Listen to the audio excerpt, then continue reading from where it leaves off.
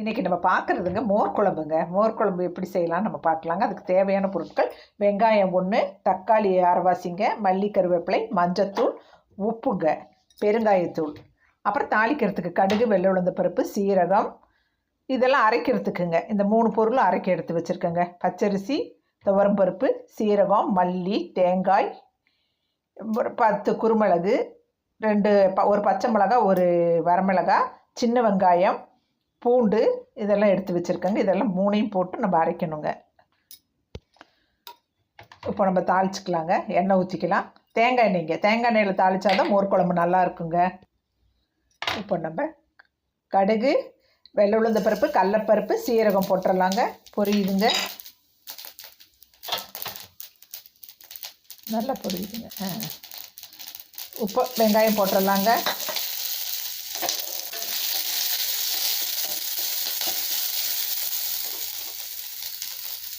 தக்காளி போட்டுடலாங்க. அரை தக்காளி போதுங்க, நிறைய போட்டாக்கா அந்த புளிப்பாயிருங்க. மல்லி, கருவேப்பிலை,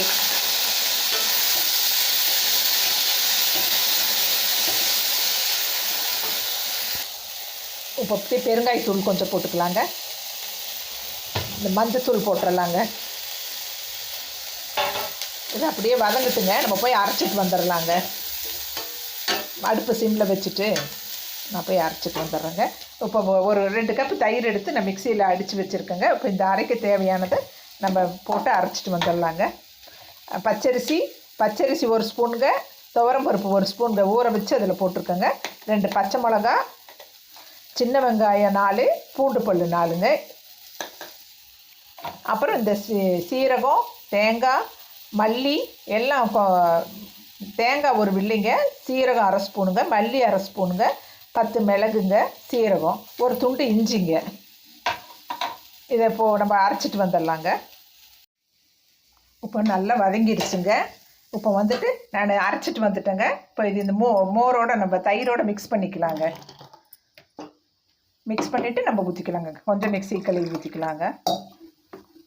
மோர் குழம்பு அவ்வளோ டேஸ்ட்டாக இருக்குங்க. இப்போ இன்றைக்கி நான் மோர் குழம்புல மெதுவடை, உளுந்த வடை தான் நான் போட போகிறேங்க. உப்பு போட்டுக்கலாங்க.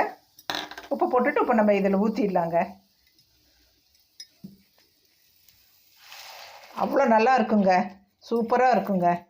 மெதுவடை போட்டு மோர் குழம்பு வச்சா செமையாக இருக்குங்க. பருப்பு வடையும் போடலாங்க. இந்த மாதிரி எல்லாம் ரெடி பண்ணிவிட்டு தயிர் நல்லா அடிச்சுட்டு வந்துடணுங்க. இதை தனியாக அடிச்சுக்கோணுங்க. நான் அரைக்க கொடுத்த பொருளெல்லாம் அடிச்சுட்டு வந்துட்டு 2ஐயும் கலக்கிட்டு உப்பு போட்டுட்டு இப்படி ஊற்றிடணுங்க.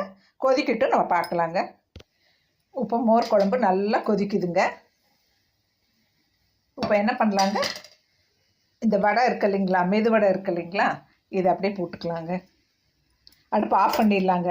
மோர் குழம்பு ரெடி ஆகிடுச்சுங்க. சூப்பரான மோர் குழம்புங்க. இதே அளவுகளோடு நீங்கள் பண்ணி பாருங்கள், அவ்வளோ நல்லா இருக்குங்க. இதை அப்படியே கொஞ்சம் நேரம் ஊறணுங்க. ஊறின பிறகு நம்ம சூடாக சாப்பாடு வச்சு சாப்பிட்டா சூப்பராக இருக்குங்க. நான் சொன்ன அளவுகளோடு நீங்கள் பண்ணி பாருங்கள். என் மோர் குழம்பு அவ்வளோ நல்லா இருக்குங்க. காரம் அவங்கவுங்களுக்கு தகுந்த மாதிரி போட்டுக்கோங்க, சரிங்களா. தயிர் புளிச்சிருக்கக்கூடாதுங்க. தயிர் புளிக்காமல் நல்லா இருக்கணுங்க. அப்போ தான் மோர் குழம்பு உங்களுக்கு நல்லா இருக்குங்க.